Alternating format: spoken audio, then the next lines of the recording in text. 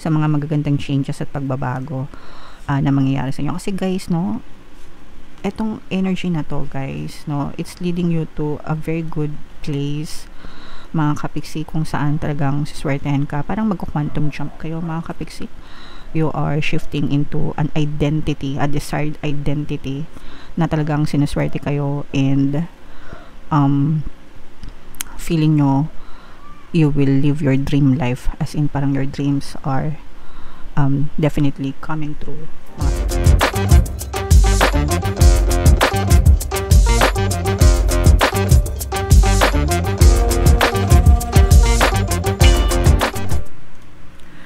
Hello guys, hello Pisces, welcome back to Pinoy Pixie Tarot. Ang pamagat ng episode natin for tonight is Lionsgate Portal, mga kapiksi, or Lionsgate reading. Ang Lionsgate Portal, every year siya nagbubukas, mga kapiksi, and ngayong taon nagbubukas siya starting from July 28 until August 12, mga kapiksi. So ang reading na to ay para sa period na yan, mga kapiksi. And sa mga nagtatanong kung ano ba yung Lionsgate Portal, maglalagay ako ng snapshot dito sa screen, mga kapiksi, para pwede nyo basahin kung ano ba yung Lionsgate Portal, guys. Alright? So, unahin natin tong deck na to, mga kapiksi. Tingnan natin yung mga mensahe sa inyo or yung mga paparating sa inyo, guys. For some of you guys, no, with this energy, ibig sabihin nito, merong mga relationship, guys, na naaayos, nagkakaroon ng reconciliation, mga kapiksi, no? Kahit anong relationship pa yan, pwedeng sa romantic relationship, kung nagkaroon kayo ng issue ng jowa nyo, pwede rin sa pamilya, mga kapiksi, or mga kaibigan. Pero this is about reconciliation, mga kapiksi. So nagkakaroon ng pagkakaayos dahil sa mabuting pag-uusap, and also your spirit guides are also guiding you to have a very good and harmonious relationship with your loved ones, mga kapiksi. Kaya dapat yung mga relasyon natin pinagdadasal talaga natin, guys. Okay? Alright. So yan yung first message sa inyo, guys. Another message for you, Pisces. The light of the world. Ito naman, guys, ang ibig sabihin nito is medyo marami na kayong oras right now. So hindi na kayo masyadong busy, na ma-manage nyo na ng maayos yung oras nyo o yung sarili nyo on a given timeline. Kaya na nagkakaroon na kayo ng mga spare time. So yung mga spare time na yun, mga kapiksi, spend it ng mabuti, no?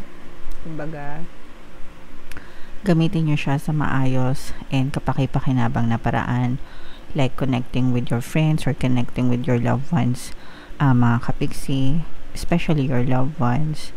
Wag natin silang i-take for granted habang may panahon pa tayo na pwede natin silang makasama sa buhay natin, guys.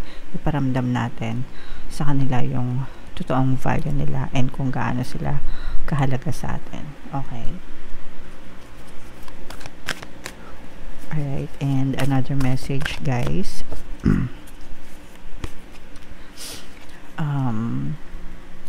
Ito naman, guys, we have the journey in reverse, mga kapiksi.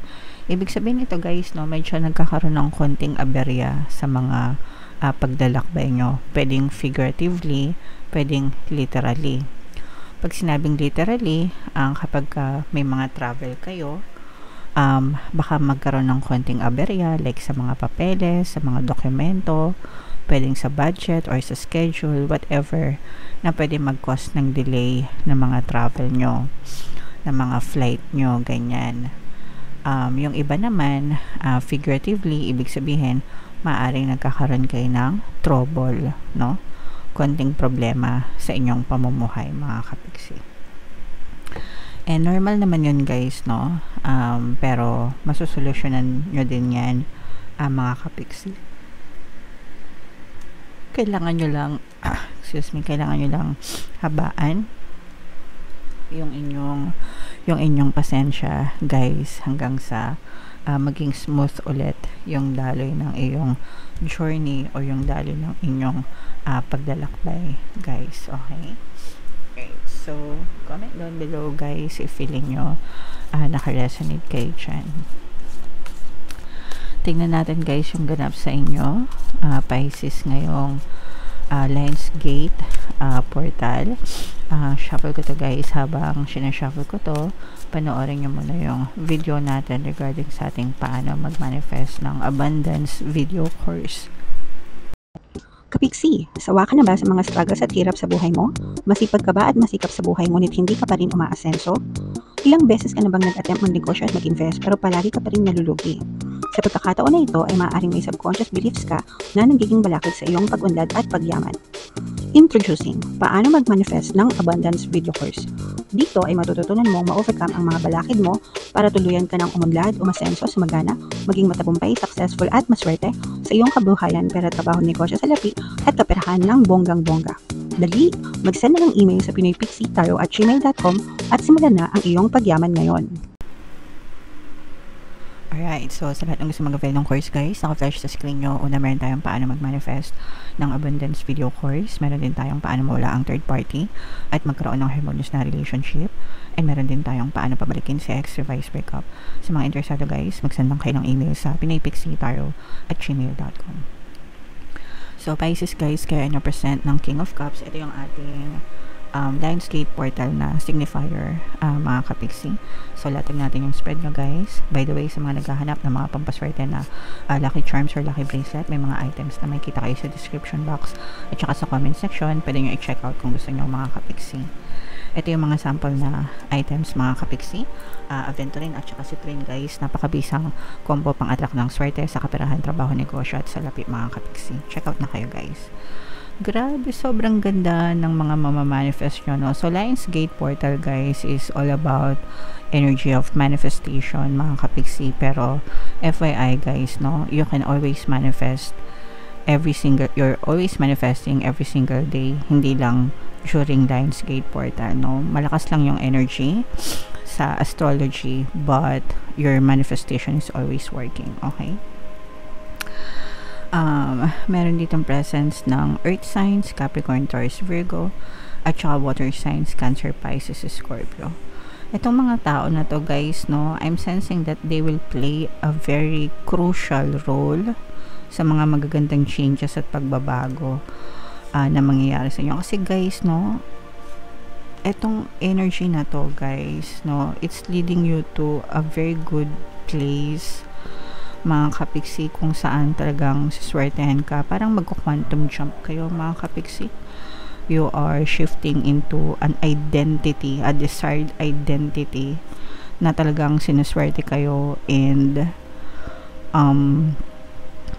feeling nyo you will live your dream life, as in parang your dreams are definitely coming true, mga kapiksi. And talagang pag-unlad, pag-angat at pag-asenso sa buhay yung inyong mararating, mga kapiksi. So ito yung mga potential na manifestations nyo during this period. So malakas yung energy nito, guys, kaya make sure na you always affirm for this para talagang ma-experience nyo sila. Pagdating sa swerte, guys, ang palagi kong sinishare na chant is swerte ako, swerte ako, swerte ako, swerte ako sa lahat ng aspeto ng buhay ko. And even until now, guys, no, talagang I still have evidences na siniswerte ako, mga kapiksi. So, please, kung gusto niyo swertehin kayo, guys, no, even doing simple affirmations like that, malaki yung magiging impact sa buhay niyo, mga kapiksi. You just don't give up, okay? So, talagang uunlad, aangat, aasenso yung buhay nyo.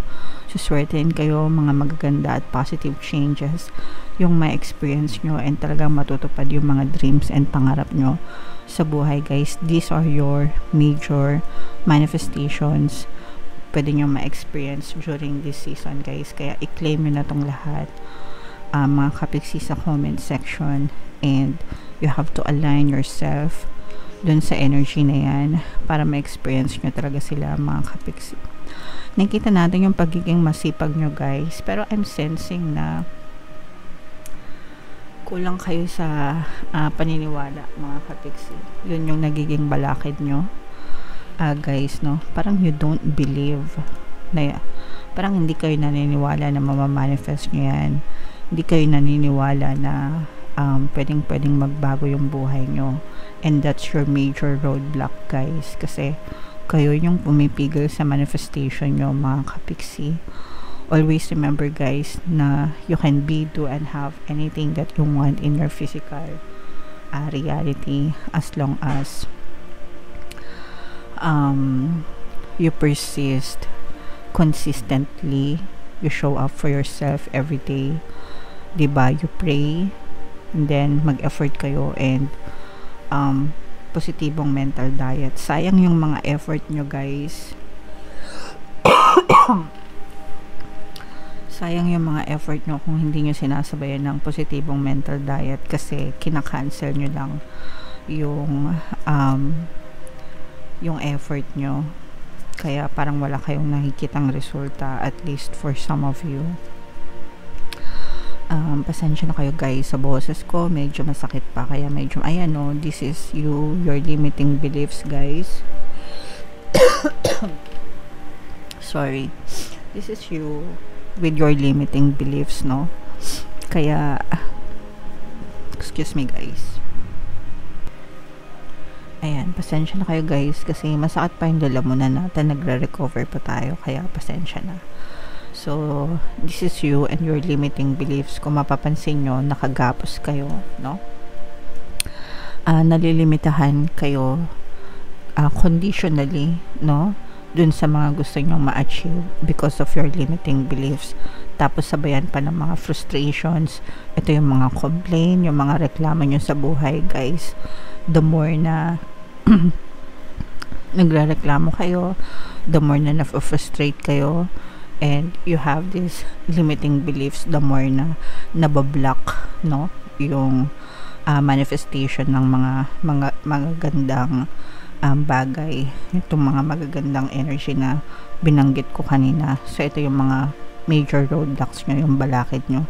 So yung pagrereklamo, ang sagot dito, guys, is you have to shift into gratitude, no? Imbis na magreklamo kayo, magpasalamat kayo, mga kapiksi. And eventually, itong mga limiting beliefs na to, guys, kayo din yung mga control niyan, mga kapiksi, okay? So always remember, guys, na you can be, do, and have anything that you want as long as mag-focus kayo, mga kapiksi. Alright? Okay. So yan yung energy nyo, Pisces, ngayong Lionsgate season. Comment down below if naka-resonate kayo, and lahat ng mga magagandang narinig nyo, guys, i-main nyo na, guys, sa comment section. And for more tarot readings, ito yung playlist nyo. Ito naman yung ating success stories ng paano mag-manifest ng abundance video course. Thank you for liking, sharing, and subscribing, guys. See you next time. I love you all. Have a nice day. Bye-bye.